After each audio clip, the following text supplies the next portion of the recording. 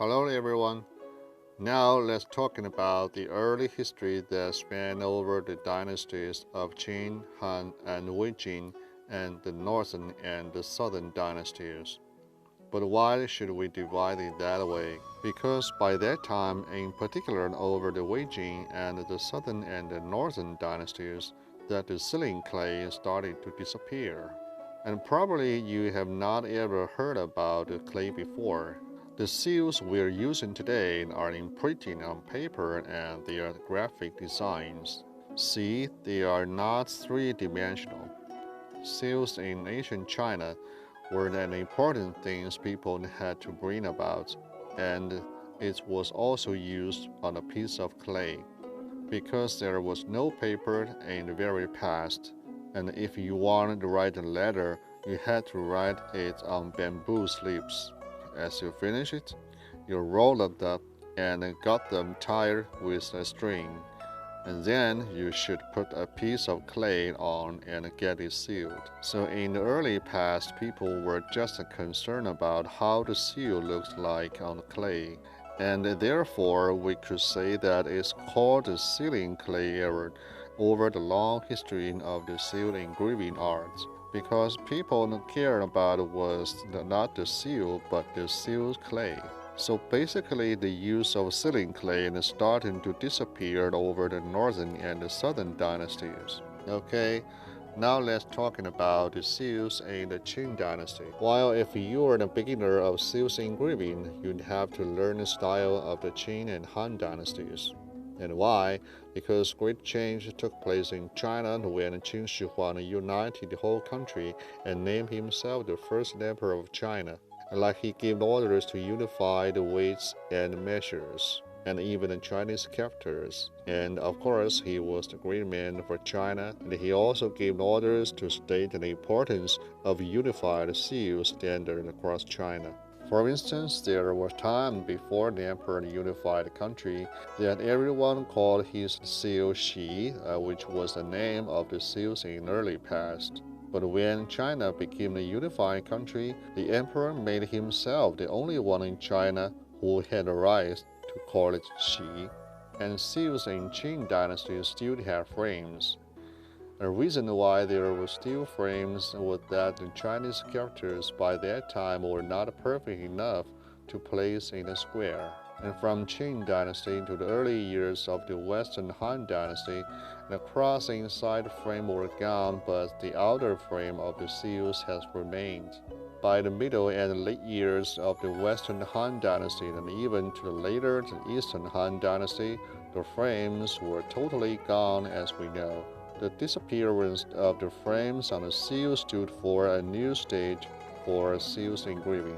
The decline of the seal system and the ornaments represented the end of the sealing clay era. And it was not until the next period, that is the Sui and the Tang dynasties, and later the Song and the Yuan dynasties, things were totally different. Now let's talking about the Sui and Tang dynasties, as well as the following Song and Yuan dynasties. And each time there was different seal system in practice, but they were both short in life, and so let's put them together in this part. The most noted one in Sui and Tang dynasties was the official seal. The official seals of that time were much bigger than any seals before, and in ancient times like the Qing and Han dynasties, the size of the biggest one was just 2.5 centimeters a side, and the size of 2.2 centimeters was considered very big. But after the Sui and Tang dynasties, the size of the seals started to grow, and they were like 5, 6, or even 7 centimeters in size. And look at this kind of seal that we now call Jiu Die Zhuan, or 9 folds. And take a look at the seal script that has many twists like an earthworm. Also, it is called the Stencil Seal. The shape of the stencil is related to the making method. And first, we should have a board, and we use a copper or an iron bar, and we fold it to imitate the characters you wanted, and weld it on the board. and sealed with iron or copper sheet around. This kind of seal was mostly for government officials, and like we see many times about seals used by the so-called governor or mayor of their time, and the official seals used in counting. And why do we use stencil seals? Because the stencil seal was very, very difficult to copy, and that means for an anti-counterfeiting. And usually it was hard to imitate it.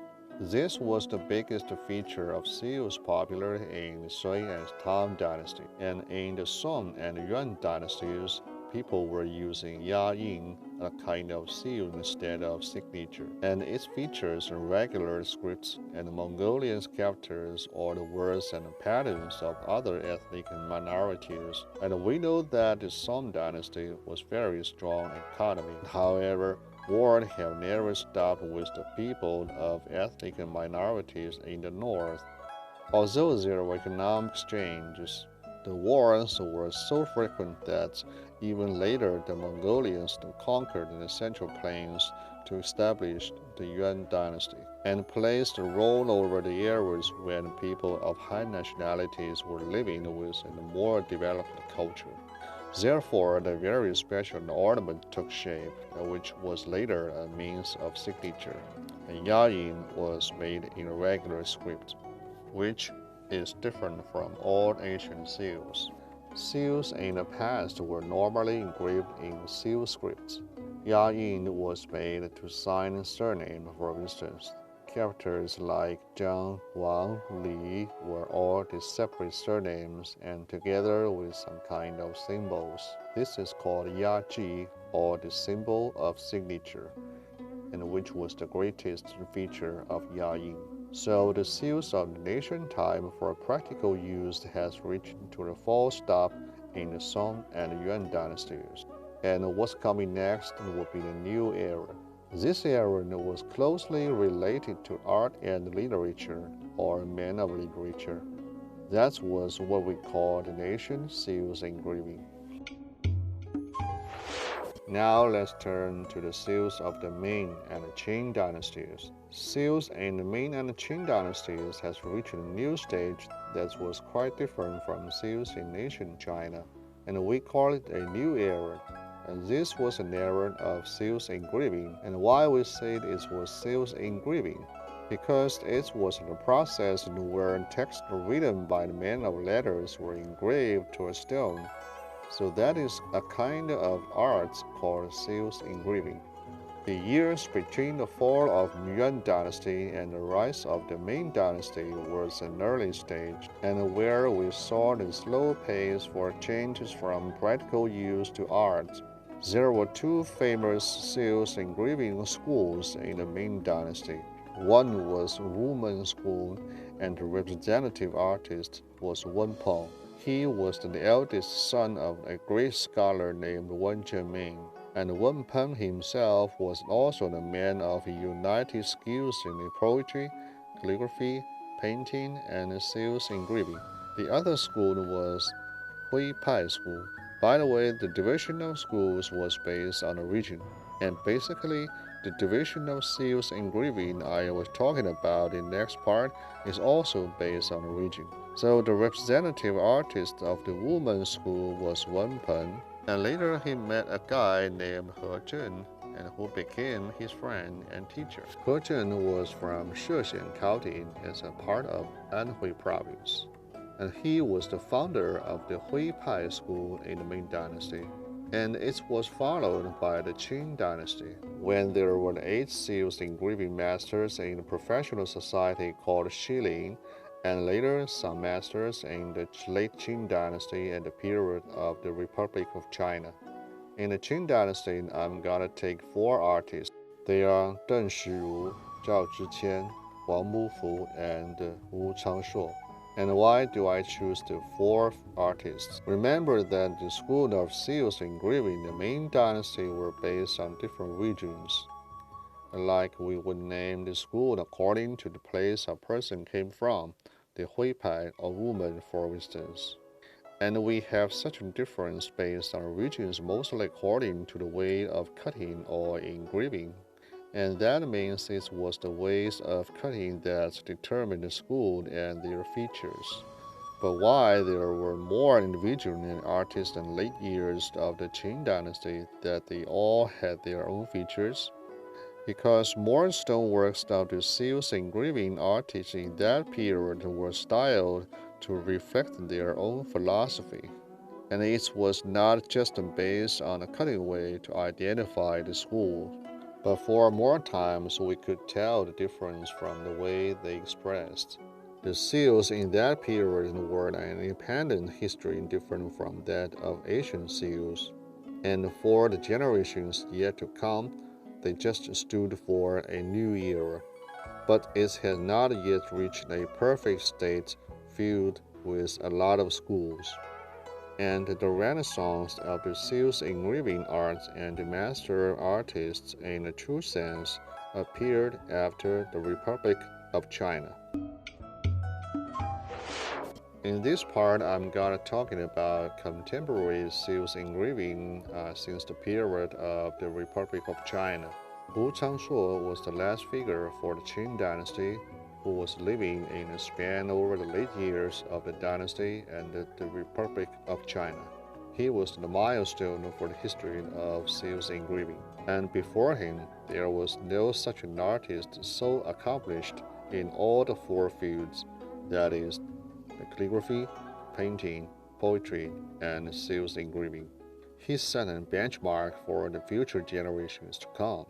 And like Wu Changshuo, for his style of poetry, calligraphy, Sioux, and painting were unified, and this was the true master. Therefore, anyone that has been accomplished like Wu can be a master in a true sense. And of the few masters, the most famous one in modern time was Qi Baishi.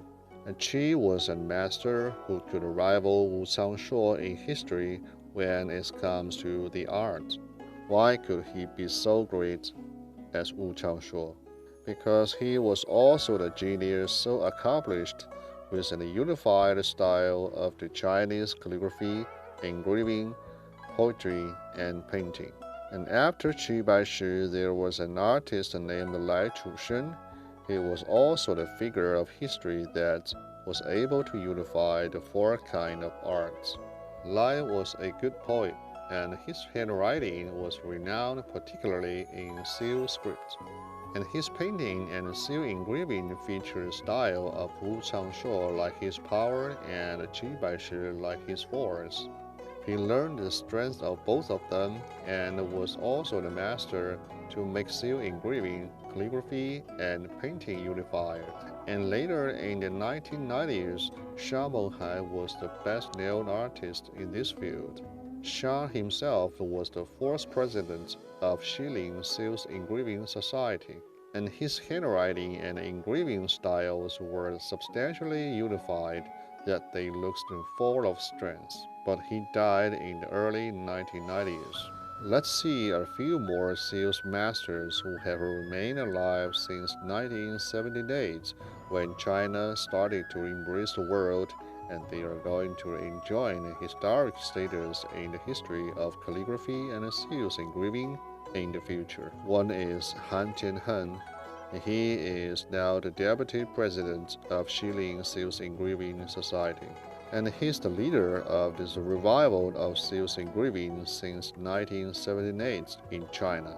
Over the whole 1990s, there was a phenomenon called the Fever of Han, which means that there were almost all engraving artists in China who were learning his style. They were all the students of Han Tianheng. He is such a historical figure that has enshrined the role of the engraving arts since 1978. His handwriting in Sioux script and stone engraving are unified. Of course, he was influenced by the style of Master Wu Rangzhi, but his stoneworks do features a separate and different flavor.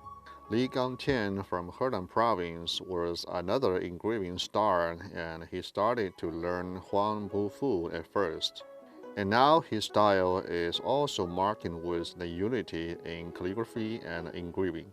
Later, he learned a lot of good things from the Chinese Sioux of the Han Dynasty to shape his own style. And he is an artist still making progress in the practice and theory of calligraphy and engraving.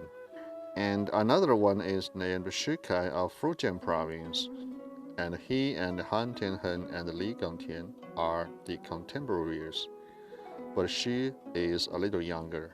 His works also feature the unity of styles in calligraphy and stone engraving, and we've been stressing that Seal's engraving should be unified with calligraphy for masters since the Republic of China.